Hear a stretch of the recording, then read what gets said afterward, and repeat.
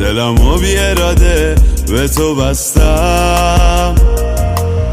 وکیلش کردی بگو، را تو کش کردی بگو، چرا بازم خوب میدونی که هنوز با نفس ها دلمو میبازم.